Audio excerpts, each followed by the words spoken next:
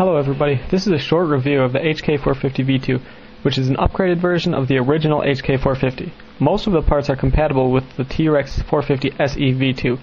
The upgrades this received are more alloy parts, 4mm feathering shaft, CNC swash plate, upgraded hardware, and one of the most important is the metal tail belt pulley and shaft. I haven't flown it yet, so I can't tell you if this fixes the slippage problem that most of the HK450 original users had, but I'm thinking it will.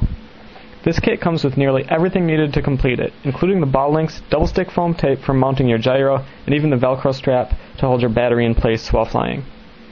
The only things you need to buy are obviously your electronics and a pinion gear for your main motor.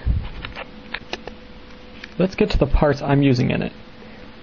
Here's the box it came in along with my electronics. The heli was in the white box, which was inside the brown box, along with my electronics.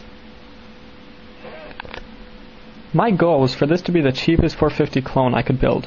I'm using 4 of the $2 TG9E servos, the HK401B gyro, the TP450 size 3850 kV motor, the Hobby King 6-channel 2.4 GHz receiver, the Tower Pro H40 amp brushless speed controller, and the Turnigy 2220C LiPo. A side note about the ESC is it's rather large, bulky, sort of heavy, and it's hard to fit in the helicopter. Now about the build. Overall it went fairly smooth. You may see a few pink spots on my helicopter. That's just because I used fingernail polish due to my lack of thread lock. The only problems I encountered were that the sticker for the canopy ripped when I was peeling it off, which is really no big deal. The screw heads are supposed to be harder than the old ones, but I still encountered a few that stripped very easily. But fortunately there were plenty of other extra screws that I was able to use. The biggest problem was that the hole in the bottom of the main gear where you lock the main shaft with a screw was not centered, so I had to take apart the main gear and try to fix it. I got it as close as possible and had to settle. Yes, I know I should have kept trying to get it perfect, but I didn't.